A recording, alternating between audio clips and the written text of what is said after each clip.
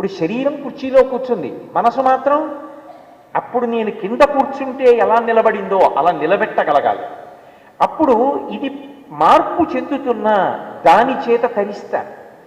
ఇప్పుడు కొన్నాళ్ళు అయిపోయిన తర్వాత ఆ మనస్సుకి కూడా స్ఫురణ శక్తి పోతుంది, జ్ఞాపకం సరిగ్గా రాదు. ఆచమనం చేయంటే ఓం కేశవాయ స్వాహ అన్నాక నారాయణాయ స్వాహ జ్ఞాపకం చేస్తుందని చెప్పలేము. నేను మహావిద్వాంసుడైన ఒక వ్యక్తిని చూశాను. రామాయణం పుస్తకం లేకుండా ఏ కాండలో శ్లోకాన్నైనా అన్వయం చేసేవారు. ఆయన పుస్తకం లేకుండానే ఆయన అనేక ప్రసంగాలు చేసేవారు, అంత ధారణాశక్తి. అటువంటి ఆయన ఆఖరి రోజుల్లో ఒక రోజున ఒకసారి ప్రసంగం చేస్తుంటే కొడుకు వెనక్కి వచ్చి, నాన్నగారండి మీరు ఇప్పుడు ఈ శ్లోకం గురించే చెప్పారు నాన్నగారండి, మళ్ళీ అదే చెప్తున్నారు అంటే వెనక్కి తిరిగి, ఓ ఈ శ్లోకం ఇప్పుడే చెప్పాంట, నేను మళ్ళీ అదే చెప్తున్నాంట, మా అబ్బాయి చెప్తున్నాడు అన్నారు. నాకు కళ్ళమ్మటి నీళ్ళు వచ్చాయి. అంటే ఆ ధారణ తగ్గిపోయింది. అది తగ్గిపోతుంది. తగ్గిపోతే వృద్ధాప్యం వచ్చేస్తుంది. ఇది ఇక దేనికి సహకరించదు.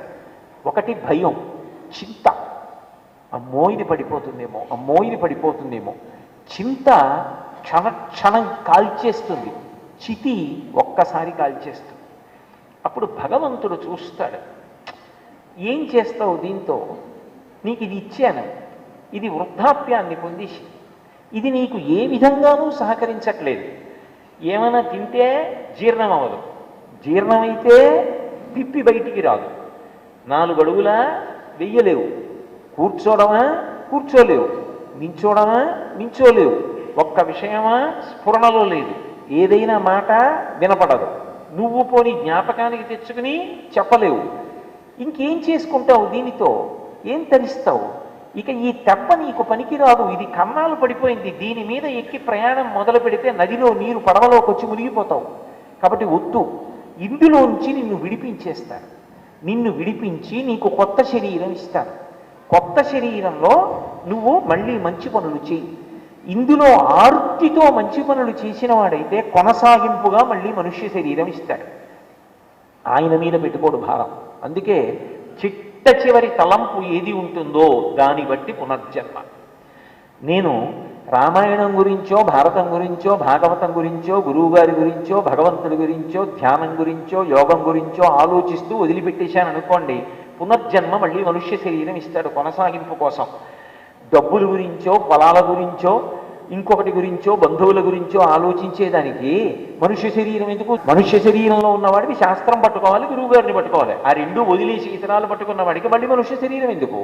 అందుకని డబ్బుని కాపలా కాయడానికి కుక్క చాలు, డబ్బుని కాపలా కాయడానికి భోషానం కింద ఓ జిర్రిగా పడుకున్నా చాలు. అందుకని ఆ జన్మనిస్తాడు. ఆయన తప్పే ఉంది? నువ్వు ఎలా ఊహ చేశావో అది చిట్ట చివర చెప్పినటువంటి నీ సంకల్పంగా తీర్పది, దానిని బట్టి పునర్జన్మనిస్తాడు. అందుకే శంకర భగవత్పాదులు అంటారు, నరత్వం దేవత్వం నగమన మృగత్వం నశకత పశుత్వం కీటత్వం భవతు విహగత్వాది జననం సదాత్వత్పాదాబ్జస్మరణ పరమానందల హరి విహారాసక్తం చేద్రు దయవిహతిత్యేన వపుష. ఈ శరీరం మనుష్య శరీరం ఇచ్చాడు. దీనితో ఒక్క భగవంతుడు శాస్త్రము గురువుగారు తప్ప అక్కర్లేని ప్రతి విషయం పట్టుకున్నాడు. ఏమిటి ఉపయోగం దీనివల్ల? ఇంకొకటి సాలిపురుగైంది, పాము అయింది, ఏనుగైంది, కొండ అయింది, కానీ అది భగవంతుణ్ణి పట్టుకుంది. ఏ వేదంబు పఠించే లూత భుజగం వేశాస్త్రములు సూచే తానే విద్యాభ్యాసమనర్చె కరి చించే మంత్రమోహించే బోధా విద్భావ నిదానముల్ చదువులయ్యా కాదు మీ పాద సంసేవాసక్తియ కాక జంతుతతికిన్ శ్రీకాళహస్తీశ్వర. కాబట్టి ఈశ్వర, నా మనసు నీయందు నిలబడాలి, నువ్వు చెప్పినట్టు నేను బ్రతకాలన్న భావన నాకు కలిగితే అది ధర్మం, అది ఉద్ధరిస్తుంది. ధర్మో రక్షతి రక్షిత.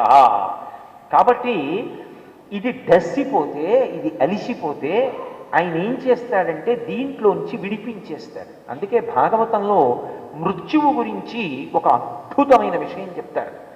గొంగళీ పురుగు ఆకు మీద పాకుతూ కొమ్మ చివరకెడుతుంది. అవతల కొమ్మ మీద ఆకు యువతల ఆకుకి దగ్గరగా ఉంది. బాగా శరీరాన్ని దగ్గరగా తీసుకుని ఆకు మించి కొంచెం ఇలా పైకెత్తుతుంది శరీరాన్ని, ముందర ఉన్న ఆకు మీద వేస్తుంది. ఈ బరువుకి ఆకు దగ్గరవుతుంది. వెనక శరీరాన్ని లాక్కుంటూ ముందు శరీరాన్ని నడుపుతూ ఆ యువతల ఆకు మీద ఉన్న శరీరాన్ని అవతల ఆకు మీదకి మార్చుకుంటుంది. అలా దీన్ని విడిచిపెట్టి ఇంకొక తొడుగులోకి వెళ్ళిపోవడమే మరణము జననము మారుతాడు. రవీంద్రనాథ ఠాగూర్ అయితే అద్భుతమైన మాట వాడాడు గీతాంజలిలో.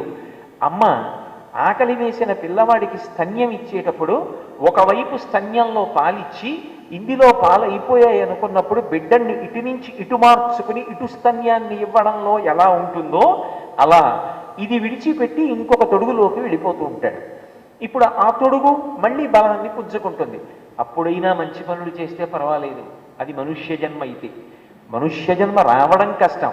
అందుకే నేను మీతో మనవి చేసింది, అన్నిటి ప్రయోజనము ధర్మమే.